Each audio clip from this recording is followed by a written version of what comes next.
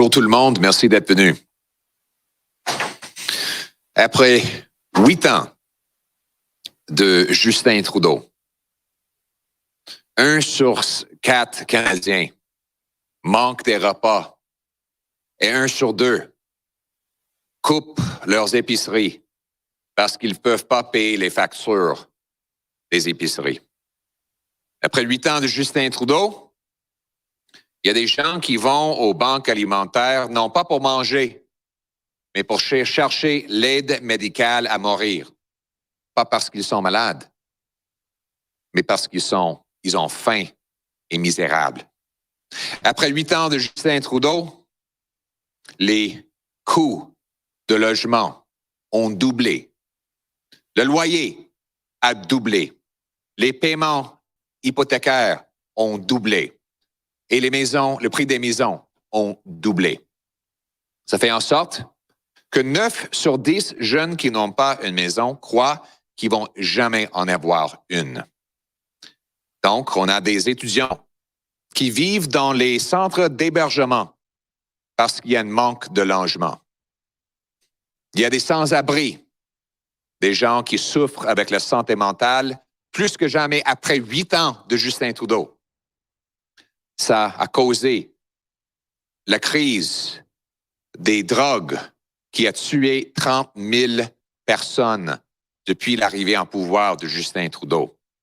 Le taux de criminalité a augmenté de 32 % depuis 8 ans de Justin Trudeau. Tout semble être brisé. Les gens sont en train de souffrir ici au Canada, après 8 ans de Justin Trudeau. Mais au lieu de prendre la responsabilité pour la souffrance qu'il a causée, Justin Trudeau essaie de diviser pour distraire. Il essaie d'éviter la responsabilité en faisant peur d'un Canadien contre l'autre. Il croit que si vous avez peur de votre voisin, vous allez oublier que vous ne pouvez pas payer vos factures.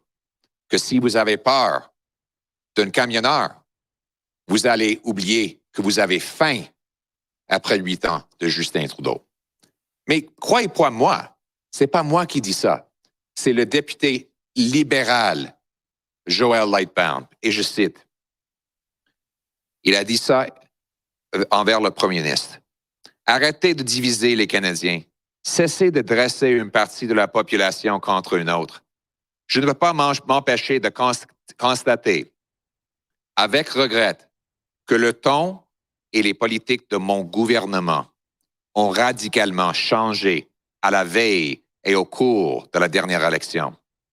D'une approche positive et unificatrice, on est passé à une décision de coincer, de diviser et de stigmatiser.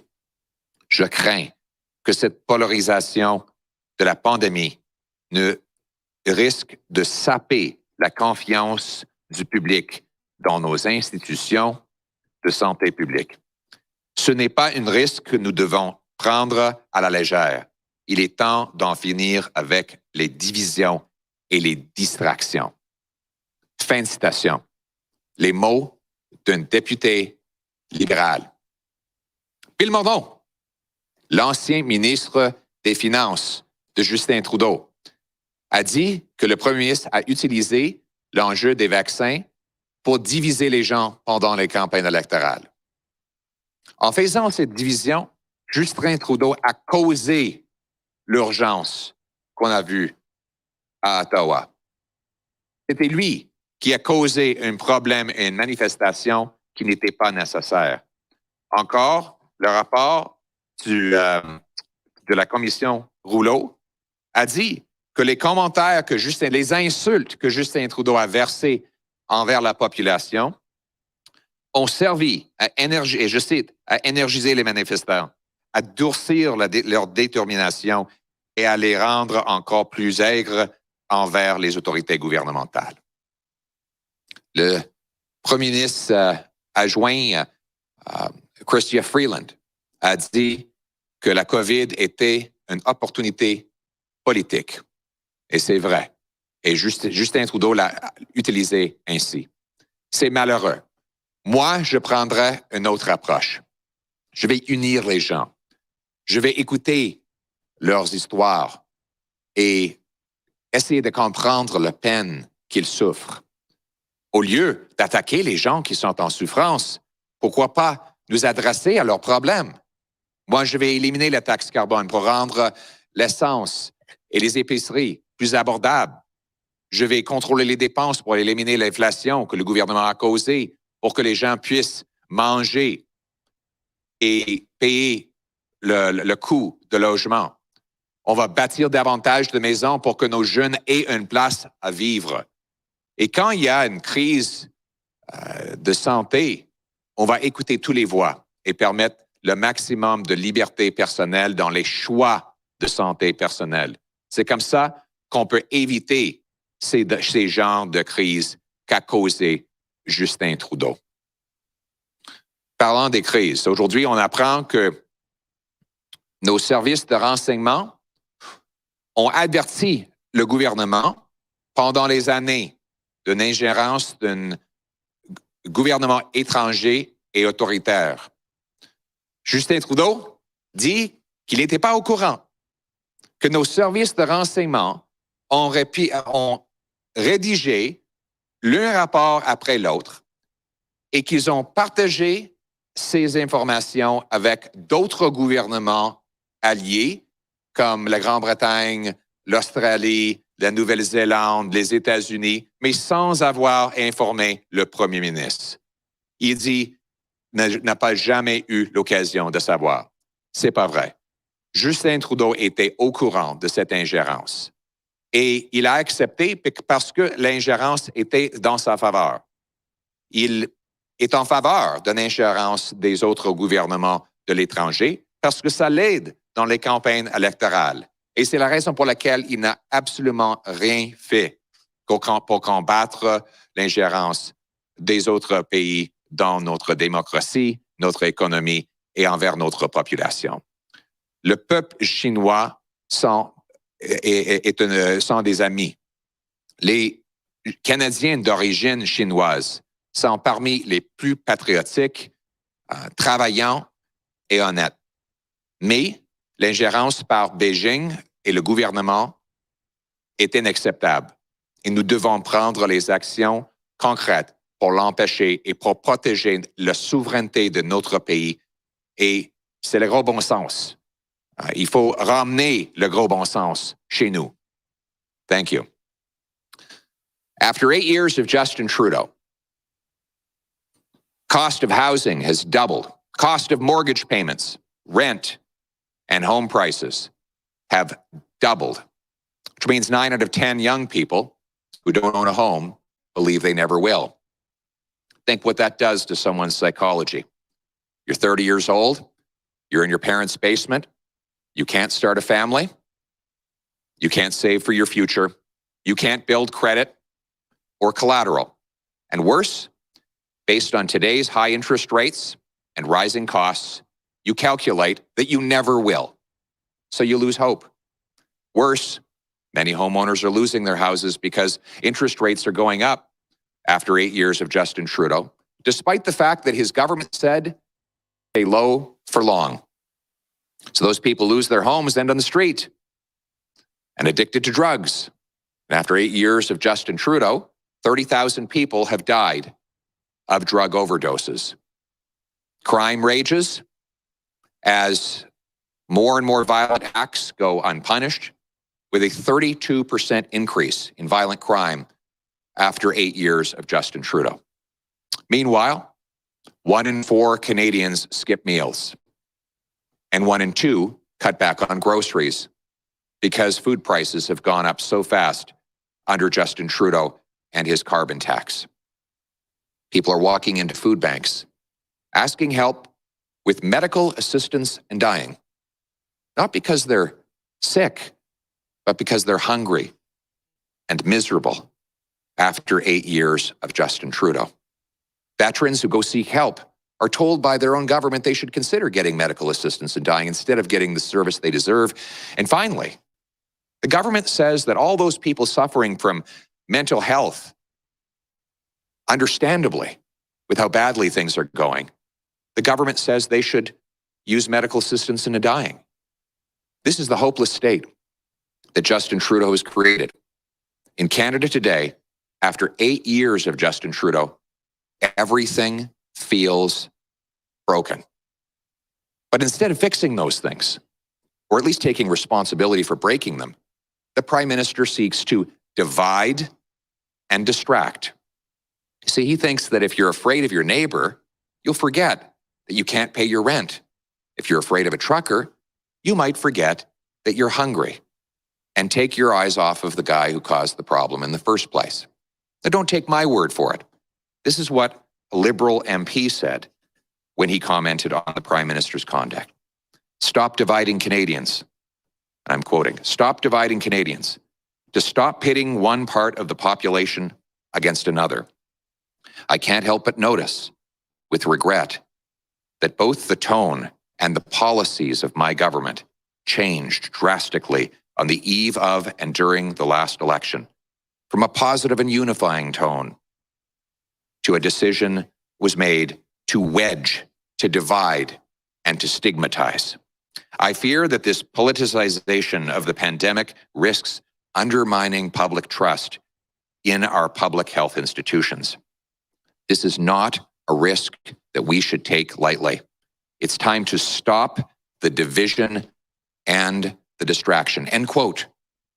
The Prime Minister's own Deputy Prime Minister, Chrystia Freeland, said that COVID was a political opportunity. And his former Finance Minister, Bill Bourneau, says that the Prime Minister used vaccines as a wedge issue to divide people. And thus, a lot of people were so helpless and so desperate, they ended up participating in a protest in Ottawa. This was an emergency that Justin Trudeau created by attacking his own population, by driving up their cost of living, by making it impossible for people to pay their bills and live their lives in peace. He caused the emergency that unfolded. And then when he caused it, he piled on, he poured more gasoline on the fire with nasty insults, jabbing his finger in the faces of his own citizens, something that even today's report acknowledged contributed to the length and the intensity of the protest. Everything feels broken in Canada, but we can fix it. As Prime Minister, I'll bring people together. I'll listen to their concerns and understand the suffering that they experience. In fact, I'll reverse the policies that caused that suffering in the first place by eliminating the carbon tax so that we can bring down heat, gas, and grocery bills, by clearing away the bureaucratic gatekeepers to build more homes so our young people have a place to live. I'll get off the backs and out of the way of our First Nations people so that they can supply themselves with a good quality of life. In other words, instead of divide and conquer, we'll unite for hope in this country. It's common sense. Now let's bring it home. Thank you. I'll open the floor for questions. We have time for 5 questions. Thanks, Carrie Tate from the Globe and Mail. I'm wondering if the story in today's Globe and Mail about China and the last election, whether that demonstrates the need for a foreign agent registry to track, monitor, influence on behalf of other countries. First of all, with regards to the Globe story, it's clear that Justin Trudeau has been covering up the interference of the authoritarian regime in Beijing. He claims he never knew anything about it. But is it really believable? Is it really believable that our foreign intel, is it really believable that CSIS would write an entire report and share it with foreign governments without actually telling our own Prime Minister? Is it really believable that the many reports that have been written over the last 4 years about this, that have now come to light in newspapers because they've been leaked by courageous whistleblowers inside our intelligence apparatus, never were brought before the Prime Minister of Canada? Of course, that is not believable. Justin Trudeau knew about this interference, and he covered it up because he benefited from it. He is perfectly happy to let a foreign authoritarian government interfere in our elections as long as they're helping him.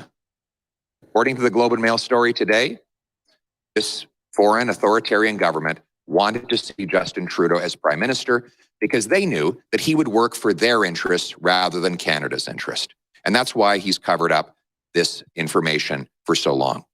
As to your specific question, I believe we need a public registry of all those who do paid work on behalf of foreign authoritarian regimes to influence or manipulate our politics or government. Thank you. Hi there, Josh McLean, CBC News. And if you don't mind responding in English. Sorry, I didn't hear that. If you want me to write it in French, English and French, please. English, sure. Justice Rouleau said that he did not accept the organizers' descriptions of the protest as lawful, calm, peaceful, or something resembling a celebration. He wrote that the bigger picture reveals the situation in Ottawa was unsafe and chaotic. Justice Rouleau also found that the federal government's use of the Emergencies Act was justified. Do you accept Justice Rouleau's findings, and do you regret endorsing the Freedom Convoy? Well, first of all, your question was typical of CBC, bias again. You forgot to mention what the report said, which is more of an effort should have been made by government leaders at all levels during the protest to acknowledge that the majority of protesters were exercising their fundamental democratic rights.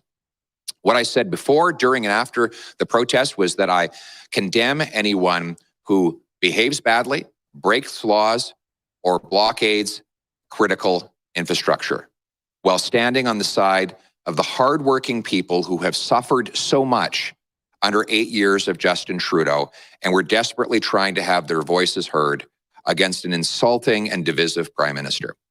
And the only reason that we had this emergency is because Justin Trudeau wanted it to happen, because he wanted to distract and divide Canadians from the pain and suffering that he has caused by driving up their cost of living, making it impossible for our youth to own homes, by taxing our working class, and by imposing unnecessary and unscientific rules that brought an end to the livelihoods of countless heroes we needed for our economy. Thank you. Encore une question biaisée de CBC. Je sais que, I should maybe say this in English as well. I know that the president of CBC has launched a campaign against me, and so I can expect that there are going to be a lot of reporters coming to carry out that campaign on her behalf. I think the CBC should act as an unbiased source of news, not a political campaign machine for the Prime Minister. Donc, la question est biaisée. Le journaliste a manqué ce que le rapport a dit, que, et je cite, les responsables gouvernementaux à tous les niveaux auraient dû faire davantage d'efforts pendant les manifestations pour reconnaître que la majorité des manifestants exerçaient leurs droits démocratiques fondamentaux. Évidemment, nous condamnons tous, comme j'avais fait dans le temps, dans l'époque, tous ceux qui ont brisé des lois ou qui se sont mal comportés ou qui ont bloqué de l'infrastructure essentielle. Mais en même temps, il y a beaucoup de monde qui souffre à ce pays. Et au lieu de les diviser, de les stigmatiser, comme a dit le député libéral Joel Lightbaum, il faut unifier les gens et reconnaître la peine qu'ils souffrent. Et c'est comme ça qu'un premier ministre devrait agir. Et c'est ce que je vais faire quand je serai premier ministre. Merci. Brody Thomas, Post Media. The federal government today announced its interim sustainable jobs plan, previously known as the Just Transition. I'm wondering if you have any thoughts on the plan as presented and how a conservative government might approach this differently. Well, I can tell you, Vladimir Putin is smiling today because as Justin Trudeau drives energy jobs out of Canada, he drives money into the hands of foreign polluting dictatorships.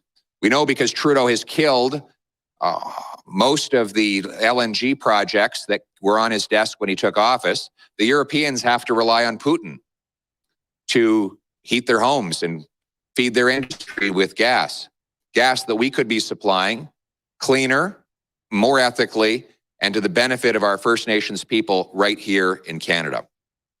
Justin Trudeau's approach is hurting our environment by driving jobs, business, and opportunity out and global pollution up. The answer is to develop our resources here in Canada while incentivizing our companies to do so with the lowest possible emissions. That will bring greenhouse gases down and opportunities and jobs up. In other words, this is common sense. It's time to bring home our jobs, bring home our businesses, and bring home our resource development. Let's bring it home. Hello, Mr. Poilievre. Jonathan Bradley, Western Standard. My question for you is, given the release of the Public Order Emergency Commission's report and rising Western alienation, it's clear there is divisions among Canadians. What role has Prime Minister Justin Trudeau played in this division, and how can it be resolved? He hasn't played a role. He is the division. His purpose is to divide and conquer. He believes that if he can turn Canadians against each other, then they'll forget how miserable life has become after 8 years of his tax hikes, inflation, and out of control cost of living. With costs, crime, and corruption raging after 8 years of Justin Trudeau, it's no wonder he wants the focus off him, and he wants Canadians fighting with each other. So you can expect him to continue to divide people by race, region, vaccine status, and any other fault line that he can invent. But instead of divide and distract, what we need to do is unite for hope, to bring people together and tell them that tomorrow can be better than today. Let's just remove all these painful taxes that have driven people into poverty. Let's end the inflationary deficits that send the cost of living up faster than at any time in 40 years. Let's clear the bureaucratic blockades to build millions of new homes so our young people can actually have a roof over their head and not just live in their parents' basements. And let's bring back freedom of speech and freedom of expression so everybody can have a voice again in this big, beautiful, wonderful country of ours. Let's unite our people for hope, and let's bring it home. Thank you. So it looks like that's all the questions we have. With that, we'll conclude our press conference. Thank you very much. Thank you. Thank you.